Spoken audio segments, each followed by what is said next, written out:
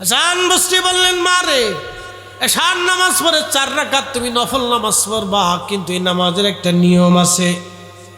নিয়মটা হলো প্রত্যেক সূরা ফাতিহার পরে তুমি সূরা তাকাসুর পড়বা। আল্লাহাকুমুত তাকাসুর হাত্তা যুরতুমুল মাকাবির কাল্লা সাউফা তা'লামুনা সুম্মা কাল্লা সাউফা তা'লামুন।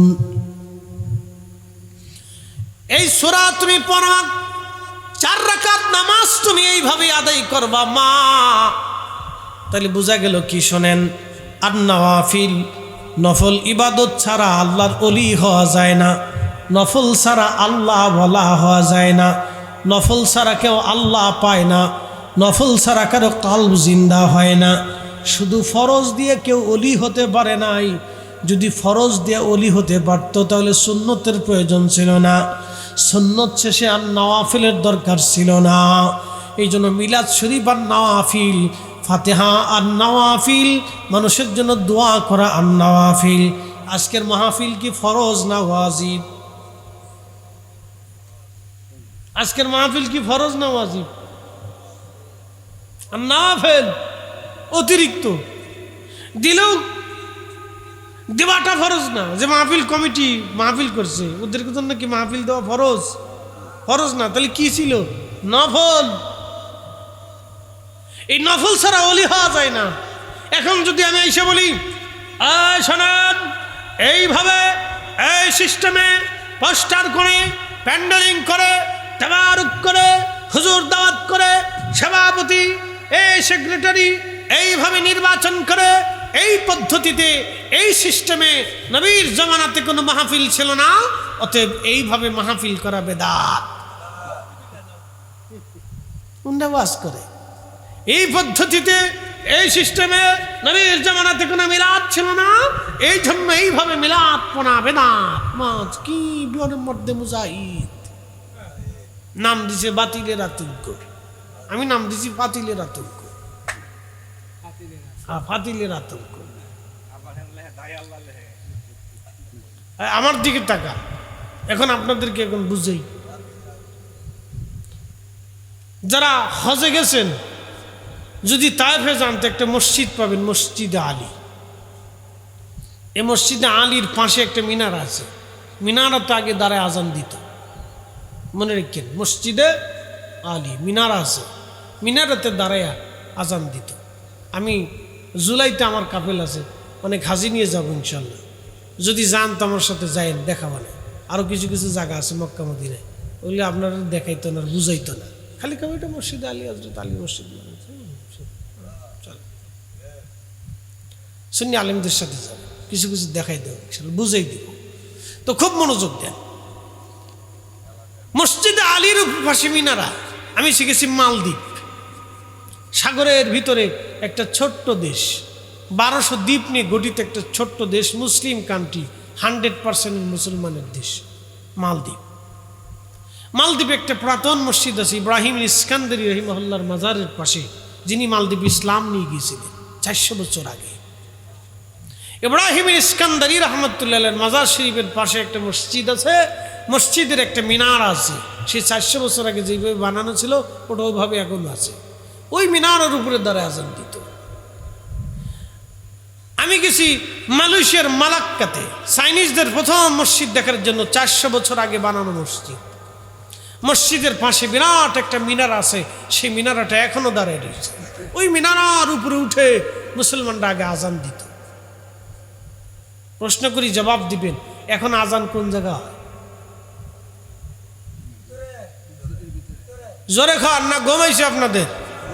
একসাথে বলেন, আজান কোন জায়গা হয়? জোরে বলেন।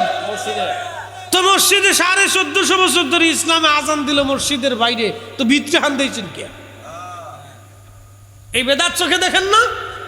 খালি নবীর দুরূদ সালামের বেলা শরীর চুলকা। কারণটা কি? এত চুলকা চুলকি হয়েছে কে? বেশি চুলকালে নিম পাতা ডলে, সেরে যাবে না। আর নাহলে দুটা পাতা খানকে যান। এক গোলাপান তোরা কিন্তু খাইস নি, চুলকানি যতই হোক। বুঝলে কাপড় উঠলেই চুলকাবি, কিন্তু দুধের পাতা খাবি না, কিন্তু তুই মারা যাবি। কিন্তু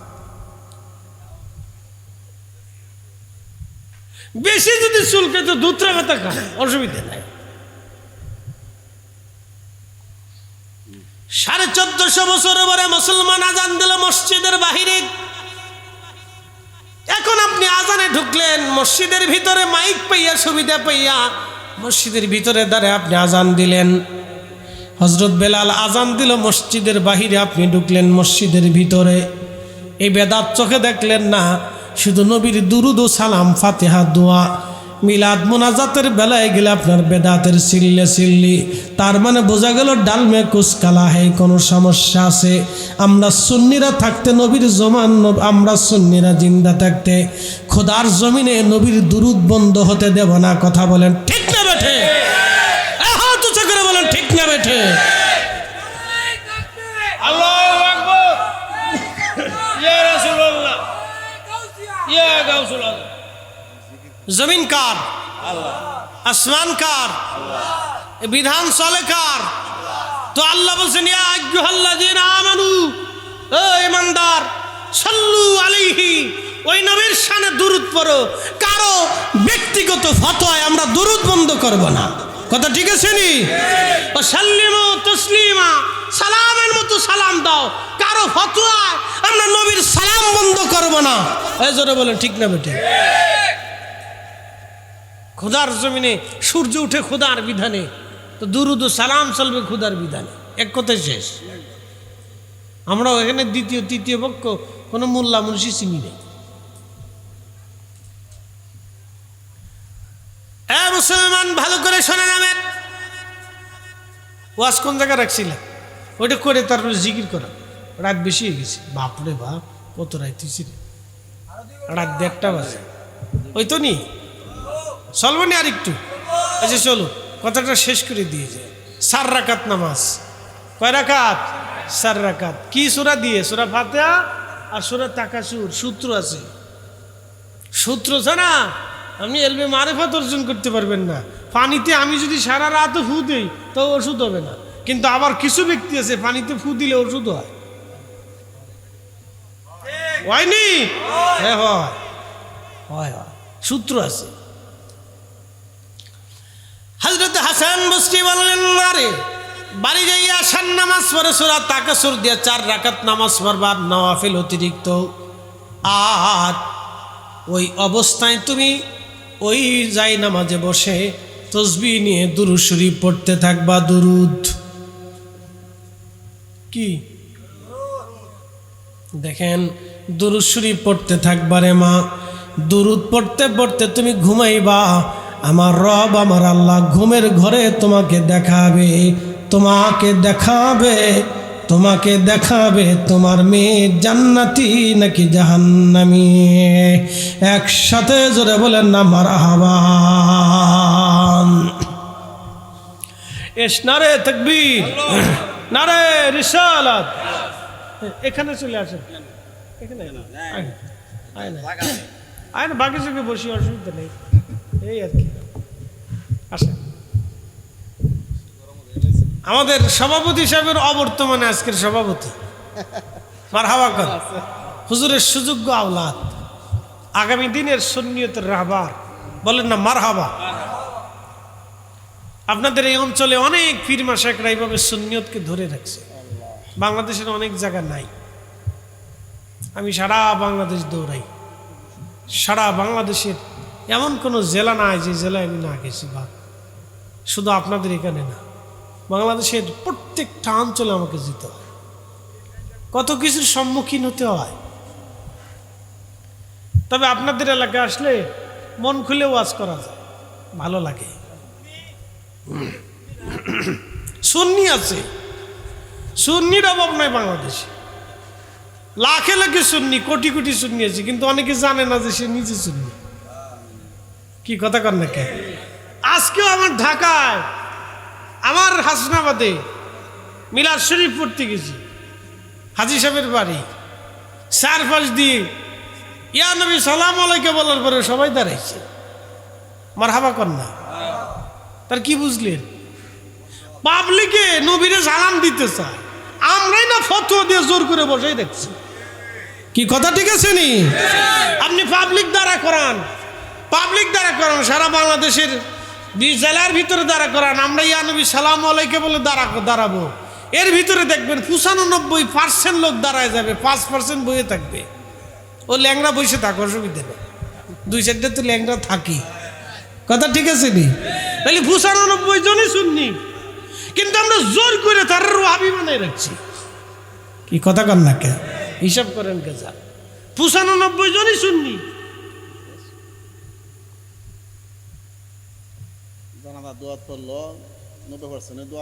হ্যাঁ, জানাজার দোয়া যখন পড়ে তখন 90 জনই দোয়া করে, কেন দোয়া করি, বাকি 10% অনেকে কয় যে না কাজ বাজে, কেউ কাজ বাজের বেশি ব্যস্ততা কিন্তু চলে যায়। কথা ঠিক আছে না? অনেকে কিন্তু বেশি ব্যস্ততার কারণেও চলে যায়, আবার অনেকে দোয়া করে যায়, আবার 2-4 জন আছে না বেদাত। তো 2-4 জন ল্যাংরা কানা তো বুবা খোরা থাকেই, ও ছাতা নিয়ে তো আমরা টেনশন করে লাভ নাই। কথা ঠিক আছে নি? তো সুন্নি, বাংলাদেশে সুন্নির অভাব নেই, বহু সুন্নি আছে। তো খুব মনোযোগ দেন, আমি মূল আলোচনার দিকে চলে যাই। দুরূদ শরীফ পড়তে পড়তে ঘুমায় পড়ছে আল্লাহর বান্দি। রাতের আধারে গভীর এক স্বপ্নের ভিতরে দেখতেছে তার মেয়েটা জাহান্নামের ভিতরে কঠিন লেলিহান শিখার ভিতরে হাওমাও করে কান্নাকাটি করে আর আগুনে জ্বলতেছে। মেয়েটা ডাক দেখা, মা গো, আমি জেলখানার ভিতরে জাহান্নামে বন্দী হয়ে গেছি রে মা, ও মা, মারে আমার এই জাহান্নাম থেকে উদ্ধার করো গো মা। মহিলা মেয়ের এই কঠিন যন্ত্রণার আযাব দেখে মহিলার ঘুম ভেঙে গেল। তাহাজ্জুদ নামাজ পড়ে মহিলা ওই মাটা কাঁদতে লাগলো। ফজরের নামাজ পড়ে হেঁটে হেঁটে মহিলা আবার হযরত হাসান বসরি রাহমাতুল্লাহের দরজায় দাঁড়িয়ে কাঁদতে লাগলো। মা কাঁদো কেন? বলে হুজুর, কালকে যে আমল দিয়েছিলেন ওই আমল করার পরে আমি ঘুমিয়ে পড়লাম, স্বপ্নের ঘরে দেখি আমার মেয়েটা জাহান্নামের লেলিহান শিখায় কাঁদতেছে। মেয়েটা বারবার আমার কাছে সাহায্য চাইতেছিল, হুজুর এখন আমি কি করব আমার মেয়েটার জন্য বলেন।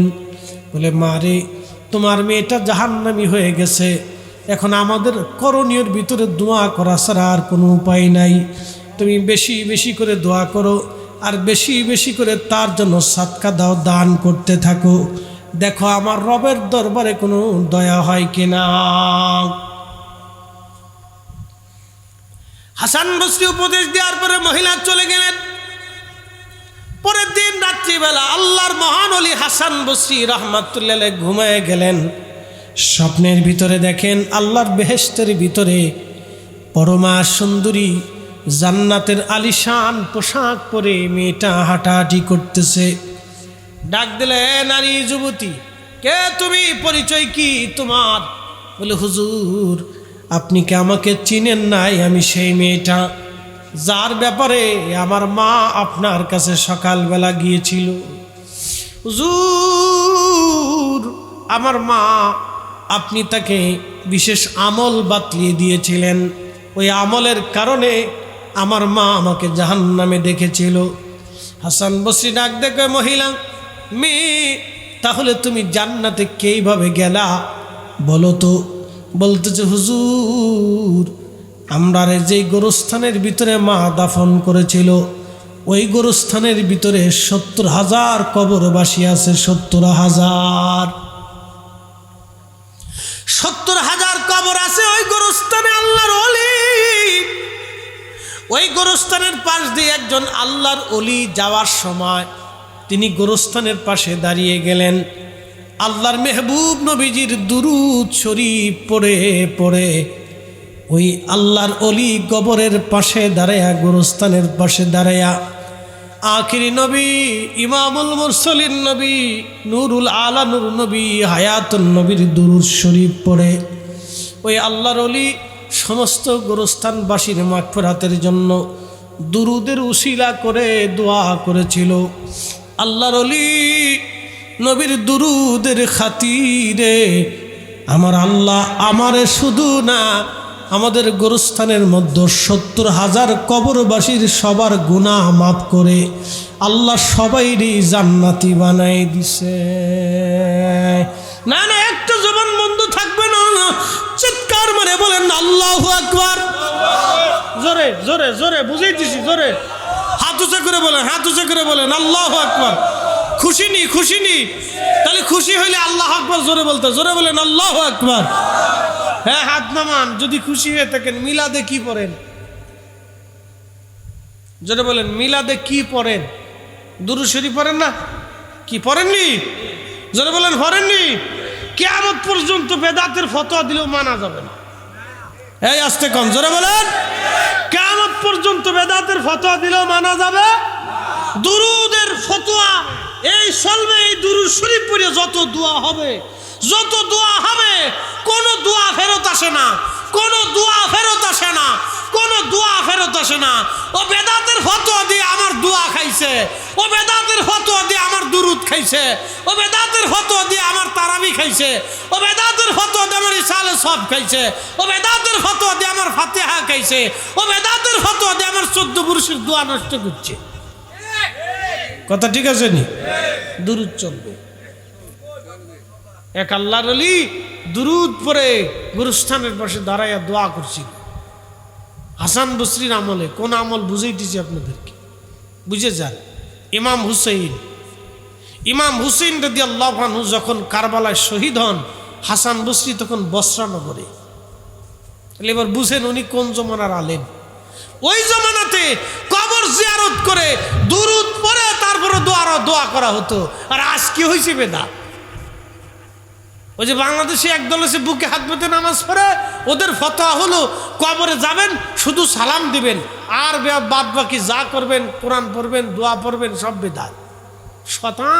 শয়তানে কয় 1450 বছর পর্যন্ত আমি কবর জিয়ারত ফতোয়া দিয়ে শয়তানি করে বন্ধ করতে পারি নাই, তোরা ফতোয়া দিয়ে বন্ধ করে দিছিস, তোরা আমার দুলা ভাই। হ্যাঁ, আমার দিকে তাকান, কথা ঠিক আছে নি? তোরা আমার কি শয়তানে কয় তোরা আমার দুলে ভাই। আমি 1450 বছর রইয়া শয়তানি করিয়া কোনোদিনও কবর জিয়ারত বন্ধ করতে পারি নাই, আর তোরা টুপি মাথায় দিয়ে আমি এইভাবে ফতোয়া দিয়ে কত মুসলমানের কবর জিয়ারত বন্ধ করছিস। তোরা আমার থেকেও বড় শয়তান, তোরা হচ্ছিস আমার দুলা ভাই। ও শয়তানের দুলা ভাই। আল্লাহ এই ফিতনা থেকে আমাদেরকে হেফাজত করো। সাহাবীদের জামানায় কবর জিয়ারত করে দোয়া ছিল। এক আল্লাহর মকবুল আলী দুরূদ শরীফ পড়ে দোয়া করে গেল। হাসান বসরি রহমাতুল্লাহ আলাইহি মহিলা মেয়েটা বলতেছিল, হুজুর ওই দুরুদের খাতিরে আল্লাহ আমাদের সমস্ত 70,000 গোরস্থানের কবরওয়ালাদের কবর মাফ করে দিয়ে বেহেশত বানাইতেছে। ইমাম সাখাবি আল কাউলুল বদির মধ্যে লিখছেন। ইমাম শামসুদ্দিন সাখাবি, ওনার ওস্তাদের নাম ছিল ইমাম হজর আসকালানি, পৃথিবীর 4 মুহাদ্দিসের এক মুহাদ্দিস। ইমাম হজর আসকালানির ছাত্র ইমাম শামসুদ্দিন সাখাবি, ওনারা একই ক্লাসে পড়তেন। ইমাম জালালউদ্দিন আস-সুয়ুতি, যিনি 75 বার নবীকে স্বপ্ন দেখেছেন, তিনি 2 লক্ষ হাদিসের হাফেজ ছিলেন। 1500-র মতো কিতাব উনি লিখে গেছেন। একসাথে বলবেন না মারহাবা? এলেমের জমানার কথা বলতেছি। তাহলে তারা কত বড় আলেম ছিল, তারা এই কিতাব লিখে গেছে। আর আমরা ফতোয়া মারতেছি, 3 ফাতা করে খালি ফতোয়া গুতাচ্ছি। ফতোয়া গুতাতেই থাকেন, কাজ হবে না। ফতোয়া দিয়ে আল্লাহ পাওয়া যায় না। আল্লাহ পাইতে হলে ইশক লাগে, ফতোয়া দিয়ে রসুল পাওয়া যায় না। নবী পাইতে হলে চোখের পানি লাগে, প্রেম লাগে। কথা বলেন ঠিক না বেটা? ফতোয়া দিয়ে নবী পাওয়া যায় না, কেউ পায় না। ইশক লাগে, প্রেম লাগে। মুসলমান খুব মনোযোগ দেবেন। হাসান বসরি রাহমাতুল্লাহ আলাইহি ওই মহিলার কাছ থেকে বিস্তারিত জানতে পারলেন। পর্যায়ক্রমে আস্তে আস্তে ইমাম শামসুদ্দিন সাহাবী কিতাবের মধ্যে ঘটনাখানা লিখলেন। ভাই আমার খুব মনোযোগ দিবেন, এই জন্য কখনো মিলাদ বন্ধ করবেন না। বাড়িতে মিলাদ শরীফ পড়াবেন, দুরুদ পড়াবেন, কোরআন খতম দিবেন, বাড়িতে মিলাদ শরীফ পড়াবেন। বলে হুজুর কেন পড়াবো? বাড়িতে মিলাদ পড়লে আপনার নিজের লাভ হবে। দুরুদের আমাদের কারণে বহু বালা থেকে আল্লাহ আপনারে বাঁচাবে। আপনার ওই বাড়ির ভিতর থেকে যারা কবরস্থানে কবরে চলে গেল, তাদের কবরগুলি আল্লাহ জান্নাতের বাগান বানায় দিবে। আমরা জানি না কোন দিনের দোয়া আমাদের কবুল হবে আমাদের জানা নাই, কোন দিনের রোনাজারি কবুল হবে আমাদের জানা নাই, কোন দিনের জিকির আমাদের কবুল হবে আমাদের জানা নাই, কোন দিনের দোয়া আমাদের কবুল হবে আমাদের জানা নাই। এই জন্য কখনো দোয়া বাদ দিবেন না, কখনো দুরুদ বাদ দিবেন না, ইবাদত সামনে আসবে ছাড়বেন না। আল্লাহর কোরআন বলতেছে ফামাইয়া আমাল মিসকালা যাররাতিন খায়রান ইয়ারা। অনুপরিমাণ এখানে চোখে অনুবীক্ষণ যন্ত্র দিয়ে সারা দেখা যায় না, অনুবীক্ষণ যন্ত্র দিয়ে যেটা দেখতে হয় এই অনুপরিমাণ নেকের কাজ যদি আপনি করেন, তারপরও আমার আল্লাহ তার প্রতিদান আপনাকে দিয়ে দিবে। এই আয়াতের তাফসীরের মধ্যে এসেছে, নবীজি বলেন আমার উম্মত তোমরা জাহান্নাম থেকে বাঁচার চেষ্টা করো, জাহান্নাম থেকে বাঁচো। যদি সম্ভব হয় তোমার ভাইকে একটা খেজুর খাওয়াইয়া হলেও জাহান্নাম থেকে বাঁচো। তোমার ভাইকে, তোমার মুসলমান ভাইকে একটা খেজুর খাওয়াইয়া হলেও তুমি জাহান্নাম থেকে বাঁচো। যদি খেজুর খাওয়াইতে না পারো, অন্তত তোমার মুসলমান ভাইয়ের সাথে একটা মুস্কি হাসি দিয়ে হলেও তুমি জাহান্নাম থেকে বাঁচার চেষ্টা করো। মারহাবা কর, বাঁচো। খেজুর খাওয়া হলো বাঁচো না। আমাদের দেশে তো আর খেজুর পাওয়া যায় না, জিলাপি পাওয়া যায়। এখন জিলাপি ছিল, আগে বাতাসা ছিল, বাতাসা। এখন আর বাতাসা নাই, কমে গেছে, কম আর কি। আগে তো ঘরে ঘরে মিলাদে মিলাদে বাতাসা থাকতো, দানাদার থাকতো, বাতাসা থাকতো, আমিত্তি থাকতো। কমে গেছে, জিলাপিও কমে গেছে, এখন মিষ্টি এসে গেছে। তো আরবে তো সহজলভ্য হলো খেজুর, যেখানে যাবেন শুধু খেজুর পাওয়া যায়। মিষ্টির বদলে তাদের খেজুরের প্রচলন ছিল। তা আমাদের তো আর খেজুর টেজুর ওরকম নাই। আমাদের দেশে মিষ্টি পাওয়া যায়, জিলাপি পাওয়া যায়। মালয়েশিয়াতে গেছি, যাওয়ার পরে দেখি মসজিদের সামনে বড় একটা টেবিল পেতে রাখছে। টেবিলের উপরে তবলিগ জামাতের এই যে লোকেরা একটা বড় বাসনের ভিতরে সবাই 4-5 জন মিলে বসে খায় না, ওরকম একটা ডেক্সির ভিতরে কলা রাখছে, বিস্কিট টিস্কিট লাগছে, পাশে চা আছে, পানি আছে। এরপরে ওই কলা টলা এগুলি রয়ে গেছে। তা আমি জিজ্ঞেস করলাম কী ব্যাপারে এত কলা কেন? হুজুর মুসল্লিরা আসবে, নামাজ কালাম পড়বে, কলা টলা খাবে, নাস্তা মাস্তা করবে। আমি বললাম যে এই কলার ডেকচি যদি বাংলাদেশের বাইতুল মোকাররমের সামনে দেওয়া যেত।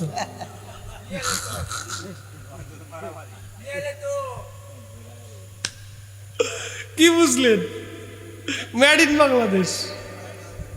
বলে ওই কলার ডেকচি যদি বাইতুল মোকাররমের মসজিদের সামনে দেওয়া যেত, তো কলার জান শেষ। কলা কইতে আমি কোন দেশে আইছি রে? কলা পড়ে রয়েছে, কেউ কলা খাচ্ছে, কেউ দেখতেছে। তো তারা কলা খাওয়াইয়া মুসলমানদেরকে মেহমানদারি করে। আমরা দেশে তো এরকম সহজলভ্যভাবে জিলাপি পাই, তো আমরা জিলাপি খাওয়াই। এই জন্য আপনারা অনেকেই কয় তোমরা জিলাপি কর, জিলাপি হুজুর। তা আমরা যদি জিলাপি হুজুর হই, তাহলে মালয়েশিয়া যারা কলা খাওয়া ওরা কলা হুজুর, আর আরবে হলো খেজুর হুজুর নাকি? মানুষের নেগেটিভ চিন্তা চেতনা কবে যে শেষ হবে আমরা জানি না। ভাই সহজলভ্য যেটা রিজিক আছে এটা খাওয়াইয়া হলেও মানুষকে জাহান্নাম থেকে বাঁচার চেষ্টা করেন। আল্লাহ আমাদেরকে তৌফিক দান করুন, জোরে বলেন আমিন। মনে রাখবেন দিন শেষে আমরা ফিরে যাব কার কাছে? আল্লাহর কাছে, কোনো সন্দেহ নেই। বা ইন্না ইলাইহি রাজিউন, আমরা আল্লাহর কাছে ফিরে যাব। দুইটা জিনিস নিতে হবে, 1 নম্বর ঈমান, 2 নম্বর আমল। বিশুদ্ধ ঈমান আহলুস সুন্নাত ওয়াল জামাতের আকীদা, 2 নম্বরে নেক আমল। দুইটা জিনিস আমাদেরকে নিতে হবে। আল্লাহ আমাদেরকে দুইটা জিনিস নেওয়ার তৌফিক দান করুন, আমিন। কথা বাড়াবো না, একটু জিকির, জবানটা খুলে দেন, একটু কাশি খুশি দেন, গলার আওয়াজ ছেড়ে দেন। রাত্র গভীর, তাহাজ্জুদের রক্ত। এখন একটু জিকির করলে দিল প্রশান্তি আসবে। একসাথে জবান খুলে বলেন তো আল্লাহু আকবার। জবান খুলে মহাব্বতে জিকির করেন আল্লাহ আল্লাহ আল্লাহ আল্লাহ আল্লাহ আল্লাহ।